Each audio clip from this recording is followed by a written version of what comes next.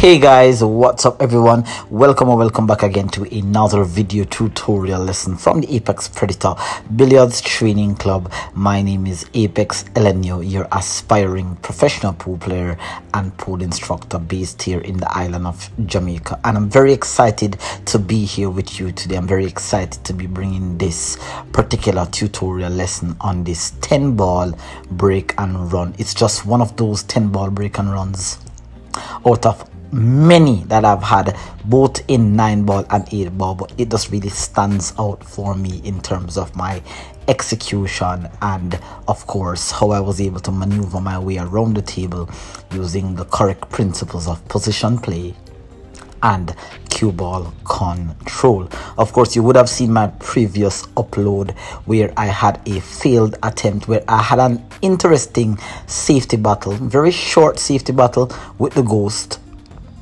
and I came out almost running the rack, but I just simply made a few errors that were very unacceptable, and eventually I got some lessons, I got some experience from that rack. But of course, nothing short of spectacular, and I'm now bringing you here a more refined break and run. So of course, if this is the first time here on the channel, consider smashing the subscribe button below, turning on your post notification bell, leaving some positive questions and comments down below, and of course do not forget to smash the like button. Alright guys, so we are in fact going to be starting off here with the break shot, and of course you guys should be very much aware that the break shot is single-handedly the most important aspect in a pool player's game when it comes to running out a rack of 10 ball, 9 ball and or 8 ball. And in hindsight guys, of course we would love for the cue ball to be parked in the center of the table, with each time having a look at the opening shot and or the lowest numbered ball. But of course there are many variables that contribute to the consistency of the break shot. Now for this particular break shot here, I was successful in getting a ball down and having a look at the opening shot, which is the 1 ball, but it's a tough opening shot because I can't really do much with the cue ball. I'm bridging close to the short rail, and the position on the 3 is not easy to get on. The only thing that I can perhaps do here is perhaps play position for a bank or play position for a 3-6 combo. So I'm just gonna get down here using some center high. I'm gonna be just rolling this 1 ball into the corner pocket, and of course settling in here for some sort of shot on the 3. If I don't get exactly what I intend on getting, then I may have to resort to some sort of safety, but it is in fact a very well executed shot, opening shot there on the 1. Now you will actually see here in the replay that is coming up on screen here, exactly where the cue ball was in fact my exact intent. You will see here in the replay that before actually playing position from the 1 to the 3, I indicated that I wanted the cue ball to be exactly where it is. So I in fact played position for the bank.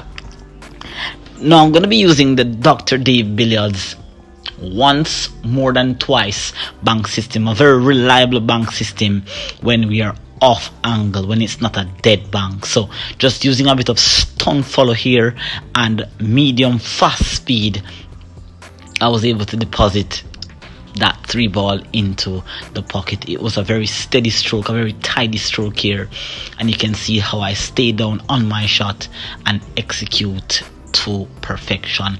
Of course the position on the 4 here was fortuitously attained.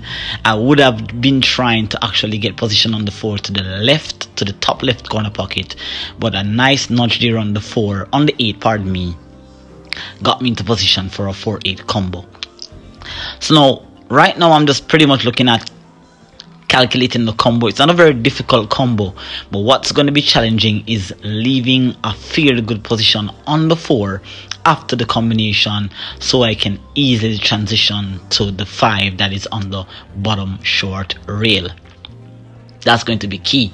Many pool players, amateur levels, and even at the intermediate level, oftentimes just play certain shots without thinking ahead. It's very important that you guys think 3 balls ahead in the rack, and that 5 ball is all the way up to the other side of the table, so it's going to be crucial here for me. Now, you would have seen me do some gestures here on the table. I've already indicated how I want the cue ball to travel. I had a very closer look at the draw angle of the cue ball here, and it hit exactly where I wanted it to. But unfortunately there, well, fortunate for me, I was able to hit the 10 full, still leaving me a shot here on the 5. A deep screw back with inside spin here was what got me the result that I now have. Of course, just looking back at the shot now, I realized that I really didn't need any spin, because I really wanted to come into position without bumping any balls. But it didn't hurt my position here. I'm now back in perfect alignment here.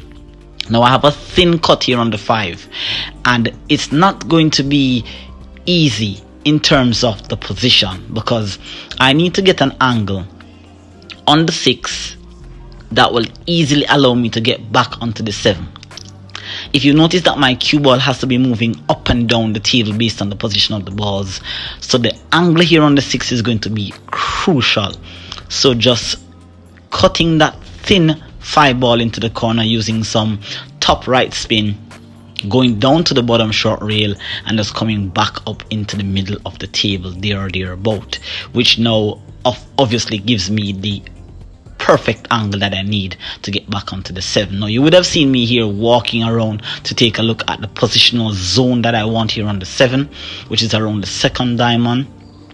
So I've already decided what I needed to do, or what I need to do in fact, is to play with some high left spin here, traveling the rails, moving the cue ball multiple cushions, because I definitely need to land into this zone right here so I can have a perfect shot here on the 7. So some high left here, not too much though.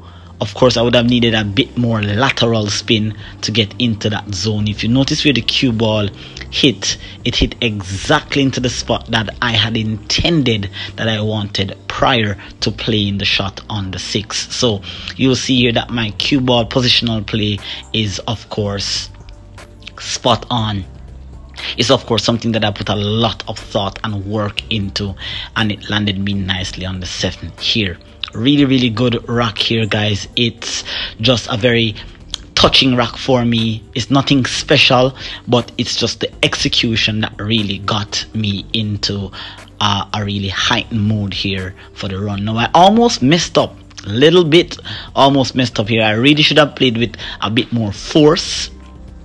The spin that I played on the cue ball was in fact high center, but I needed to punch the cue ball with a little bit more authority here to just come over for an easy putt onto the 10 here. Now this shot here is very similar to the 5 ball shot that I had played. It's a very thin cut. You have to be very careful. The possible scratch into the top right pocket here is liable, so a little bit of side spin here, just spinning that cue ball and throwing that 10 into the pocket and escaping there and just punching the table. It was just really the execution that really got me celebrating. It's nothing special, guys. Of course, it's something that you guys can also do yourself, but it's just really awesome here.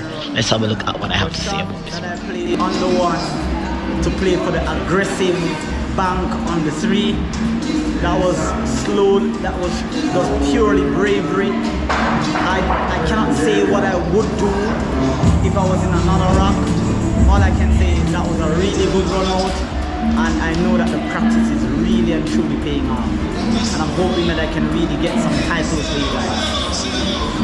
Woo! That was a good one. That was a really good one. Alright guys, take care until we meet in the next lesson.